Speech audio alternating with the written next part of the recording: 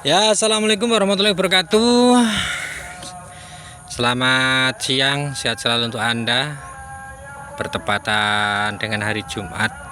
Mudah-mudahan hari Jumat ini keberkahan, kenikmatan, kesehatan selalu kita dapatkan, dan mudah-mudahan selalu kita syukuri ya.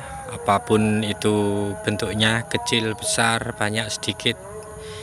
Baik rekan-rekan dunia hobi semuanya, pada hari ini melon saya sudah berumur kurang lebih 55 hari. Berarti hanya kurang 5 hari untuk panen ya. Ya alhamdulillah panen kali ini cukup lumayan berhasil, walaupun diterpa hujan siang malam pagi sore, hujan terus, sehingganya kalau kita tidak bisa menyikapi cuaca ini, kita akan boros dengan fungisida, insek ataupun yang lain. Baik rekan-rekan semuanya, di Lampung Timur ini cuacanya ini kebetulan jam 11 siang ya, sudah mendung lagi. Tadi malam hujan semalam suntuk ya. Ini sudah seperti ini. Baik rekan-rekan semuanya, saya akan berbagi sedikit dengan rekan-rekan. Pada usia-usia seperti ini seyogianya ataupun sebenarnya itu tidak perlu diadakan spray, apalagi untuk insek ya, karena untuk menghindari sesuatu dan lain hal yang berefek ke buah. Tapi pada kali ini saya akan berbagi kepada rekan-rekan semuanya, karena memang matahari ini hampir 2 minggu ini agak malu-malu ya. Baik rekan-rekan semuanya, pada hari ini saya akan melakukan penyepraian yang terakhir.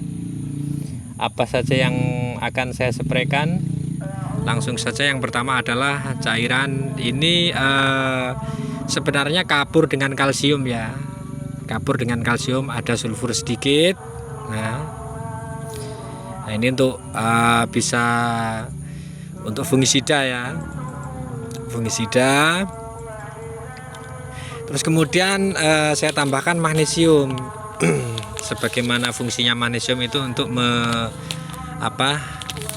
memaksimalkan proses fotosintesis ya pada daun ya. Seperti kita ketahui semuanya, pada usia-usia seperti ini daun melon kita mungkin sudah menua, atau mungkin efek karena jamur, karena insek, itu tinggal sisa-sisa ya, sisa-sisa cinta begitu.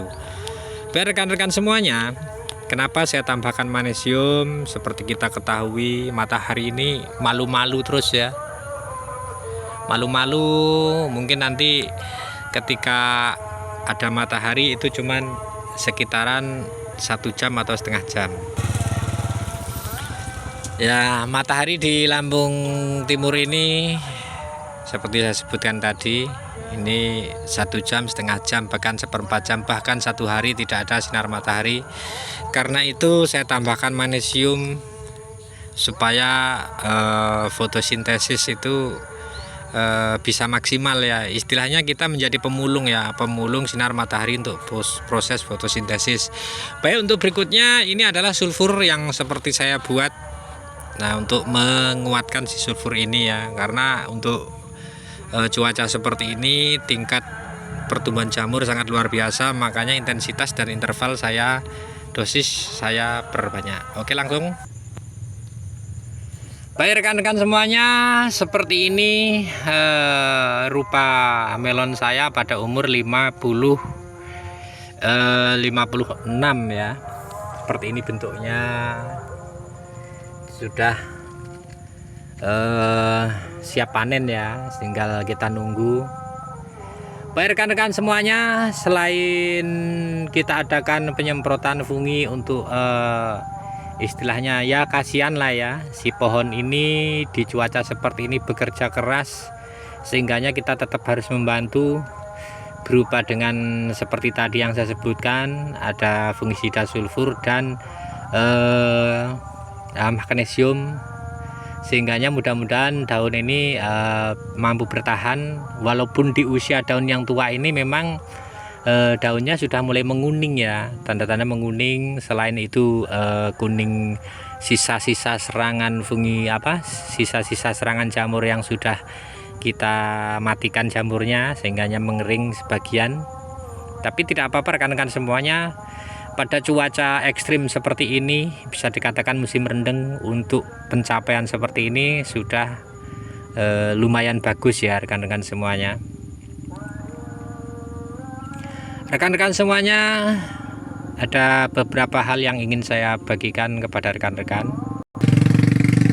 Yang pertama adalah pada iklim ataupun musim ataupun siklus cuaca seperti ini, pada usia 53 sampai menjelang panen ataupun sampai 53 hari sampai 55 itu seyogianya ini sudah diadakan pruning ya, sebatas ini ya. Itu dimaksudkan apa? Ketika banyak curah hujan itu siang atau pagi atau malam, itu kulit melon kita yang sudah ada netnya, ada jaringnya ini tentunya akan basah terkena air hujan.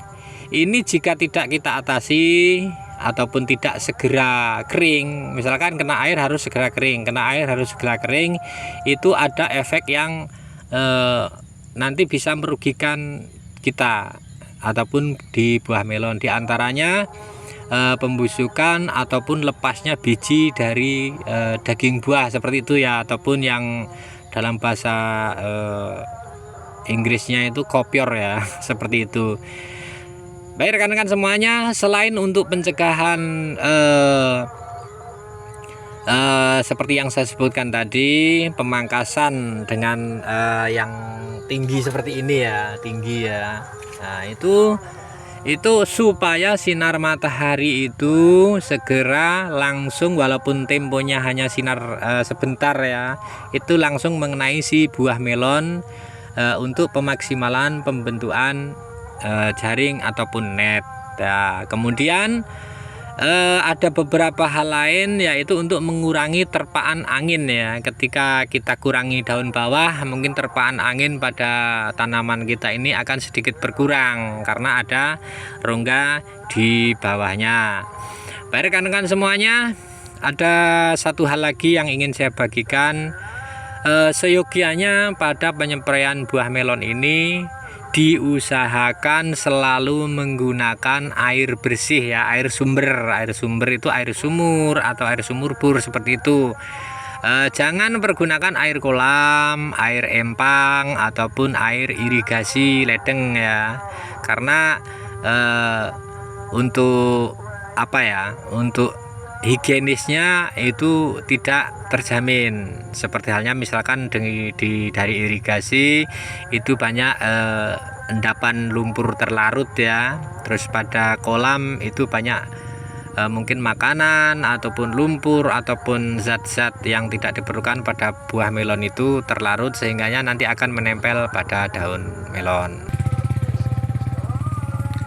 Rekan-rekan semuanya, semakin kita bisa menjaga kebersihan di lingkungan tanaman melon kita, itu akan menjadikan apa yang kita usahakan ataupun tanaman kita itu juga akan lebih maksimal ya, seperti itu. Dari pertama tentang sinar matahari, itu bagaimana caranya supaya langsung mengenai tanaman kita dengan jarak tanam yang ideal, jangan terlalu rapat ya. Mungkin ada sebagian yang pemahamannya semakin banyak yang ditanam, maksudnya jumlah kapasitas lahan yang sedikit terus ditanamin banyak, hasilnya akan banyak. Itu tidak seperti itu rekan-rekan semuanya.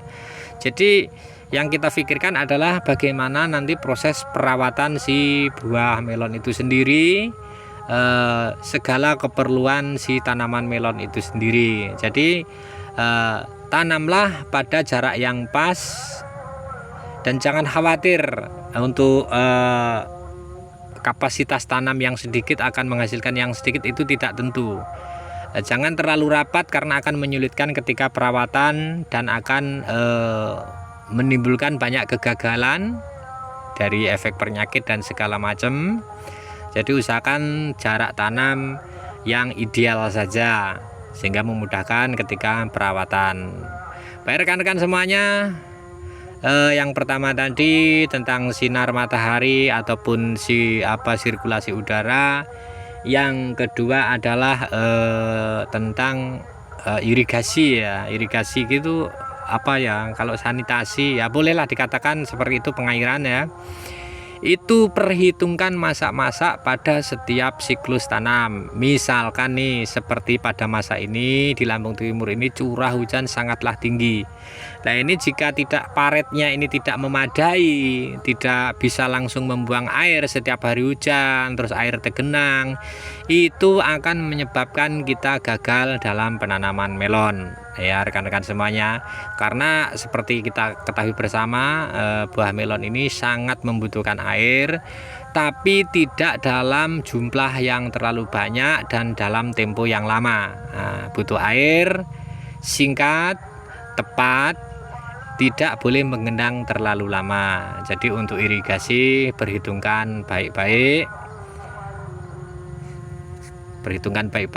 untuk paretnya, untuk ini gulutannya seperti ini ya. Ini diusahakan sebenarnya kalau habis hujan lah, ini barusan saja hujan ini langsung ada air, tapi dengan tingginya gulutan seperti ini kurang lebih 40 ini cukup memadai ya untuk paret ini. Kemudian yang di pinggir sebelah sana itu lebih dalam lagi ya, karena untuk menampung si air ini untuk membuang ke saluran yang lebih rendah. Seperti itu rekan-rekan semuanya. Baik rekan-rekan semuanya, biasanya melon memang ya, untuk pada cuaca yang seperti ini proses penanamannya itu memang boros semuanya ya, agak susah gitulah dalam manunya ya. Seperti kita ketahui melon itu kan tanaman sangat manja ya, manja-manja cantik lah ya. Jadi untuk insek itu pengeluarannya lebih banyak, untuk fungi itu lebih banyak, ZPT lebih banyak, seperti itu. Untuk tenaga pemikiran itu lebih banyak juga yang kita curahkan, sehingganya pintar-pintarlah kita untuk menyiasati beberapa hal tersebut. Diantaranya mungkin dengan membuat fungisida sendiri, ZPT sendiri, insek itu bagaimana caranya agar pengeluaran kita, biaya produksi, biaya tanam kita itu rendah, seperti itu. Tapi biasanya juga rekan-rekan, jika siklus tanam itu seperti ini, banyak curah hujan ataupun musim penghujan, ini harga melon relatif akan baik ya, akan bagus ya, seperti itu. Jadi mudah-mudahan rekan-rekan bisa mempelajarinya, bagaimana ketika tanam di musim kemarau, musim penghujan ataupun musim-musim yang lain. Kalau bulan melon itu sebenarnya ada sih musim yang paling bagus itu bulan berapa itu ada. Kalau sudah sering tanam melon pasti sangat memahami ya, sangat memahami musim itu. Cuman untuk yang memang hobinya nanam melon itu tidak kenal musim, selalu tanam karena sudah memahami kemauannya si melon, buah melon, terus segala sesuatu tentang tanam melon, sehingganya kalau sudah terbiasa tanam melon di cuaca apapun akan bisa mengatasi kendala-kendala yang timbul. Baik rekan-rekan, terima kasih untuk kali ini. Mudah-mudahan rekan-rekan semuanya bisa memahami apa yang saya sampaikan, sehingga mudah-mudahan juga menjadi suatu suatu bahan pemikiran seperti itu. Seperti saya ini kan baru tanam melon ya, tapi ya dengan mempelajarinya sedikit demi sedikit itu lama-lama juga akan memahami kebutuhan si buah melon, sehingga jika terjadi kendala apapun sudah tidak akan merasa terlalu bingung ya, seperti itu.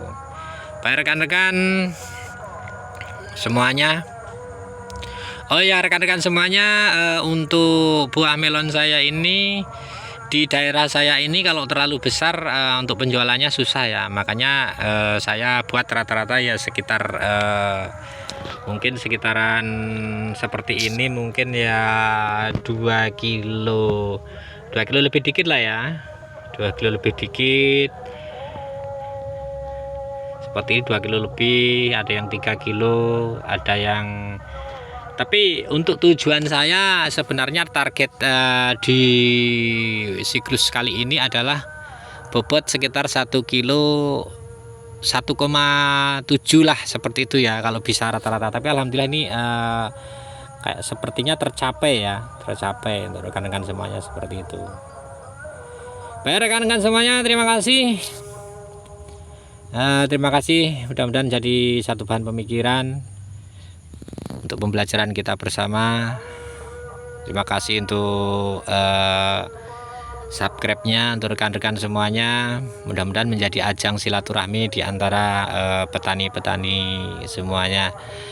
Terima kasih, sehat selalu untuk Anda, sukses selalu untuk Anda. Sehat selalu. Semoga bisa mengambil kesimpulan dari semua yang ada pada video-video saya. Mudah-mudahan nanti pas panen bisa kita videokan rekan-rekan. Terima kasih semuanya. Selamat siang, Jumat berkah.